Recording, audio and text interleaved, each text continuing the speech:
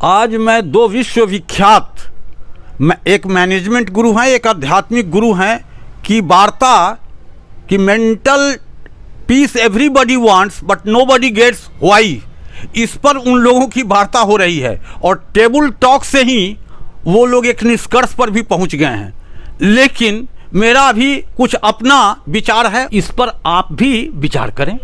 तो खुश इंसान वो नहीं है जिसके जीवन में, जिसकी जिंदगी में तकलीफ नहीं है। वो है जो नेविगेट करना सीख गया है। नेविगेट करना सीख गया है, वो जो हैप्पीनेस को चूज कर रहा है। आप कहते हैं जो नेविगेट करना सीख गया है, मोटरसाइकिल चलाना सीख गए, एरोप्लेन चलाना सीख गए, तो क्या लाइफ को भी हैंडल करना आप सीख गए हैं? दोनों अलग अलग चीज़ है। एक आपके टेक्निकल ब्रेन का स्किल जो भी हो, और दूसरा हार्ट का है। It is the quality of head and heart. और ये स्किल सीखने में जन्म जन्मांतर भी लग सकते हैं। तो मेरा ये, और कौन चूज नहीं करता है हैप्पीनेस को? Everybody wants. एक बहुत बड़ा विख्यात फिलोसफर हुआ है Austin, pain and pleasure are two sovereign masters which guide the human action. तो pain and pleasure, everybody wants pleasure and everybody wants to distract pain. तो ये तो सबका स्वाभाविक स्वरूप है। देखिए, प्रॉब्लम्स ऑटोमेटिकली होती है, हैप्पीनेस को चूज करना पड़ता है। एंगर, गुस्सा ऑटोमेटिकली आता है, शांत रहना चूज करना पड़ता है। नफरत ऑटोमेटिकली होती है, प्यार चूज करना पड़ता है। नेगेटिविटी ऑटोमेटिकली होती है, पॉजिटिविटी चूज करनी पड़ती है। और ये चूज करने के लिए तो इंसान बना है। नेचर पुल्स यू डाउन, प्रकृति आपको नीचे की ओर खींचती है, लेकिन आप में जब आत्म जागृति होगी तभी, और इसके लिए आपको प्रयास करना पड़ेगा। और ये केवल टेबल टॉक और बुक रीडिंग से नहीं होगा, इसमें गुरु के अंदर में अनुशासन में रहना होगा, और तब जाकर के इसकी प्राप्ति होती है। इंसान में जो, हमारी आत्मा में जो हमको पोटेंशियल दिया गया है, वो चूज करने के लिए तो दिया गया है। I love your clarity. क्या क्लैरिटी से आपने आंसर दिया। मैं सोच रहा था कि आपने प्रॉब्लम को और बड़ा करके दिखाया, सोल्यूशन कहाँ पहुँचेगा, पर सोल्यूशन मेरे को आज एक कीवर्ड मिला, नेविगेशन। वरना 9 करोड़ लोग, WHO का डेटा है, एंग्जाइटी डिसऑर्डर और डिप्रेशन से इंडिया में परेशान है जी। आज तक मैं सोचता था खाली यूएस में लोग परेशान हैं जी। 55% of Americans are taking divorce within the first year of their marriage. इतना जल्दी हो रहा है। कोई मुझे बोला कि इतने सारे लोग साइकाइट्रिस्ट के पास जाते हैं कि कई बार साइकाइट्रिस्ट भी घर जाते वक्त दूसरे साइकाइट्रिस्ट के पास जाता है।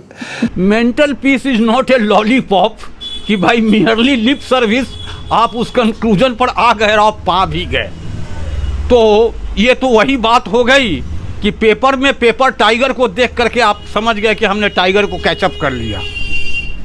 तो आपने बताया कि साधु संत भी परेशान होता है, पर वो नेविगेट करना जानता है।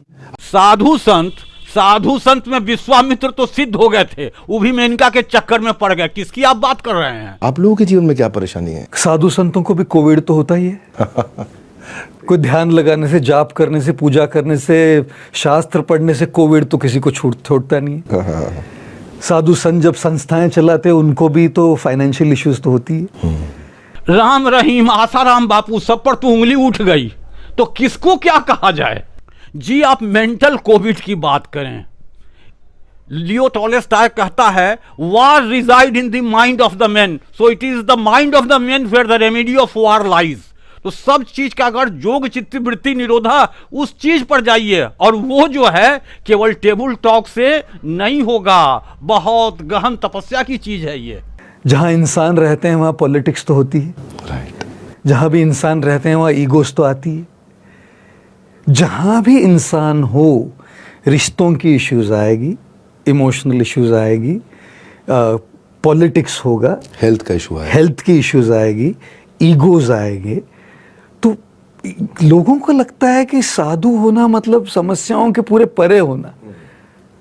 साधु होने का मतलब ये नहीं कि समस्याएं नहीं होंगी, और साधु सबसे अच्छा नेविगेशन कर सकते हैं। नेविगेट करने की शक्ति, नेविगेट करने की ट्रेनिंग है उनके पास, और जितना वो उसको प्रैक्टिस करेंगे उतना वो माहिर। साधु संत फाइनेंस के लिए ही संस्था चलाते हैं और इसमें अच्छी आमदनी करते हैं।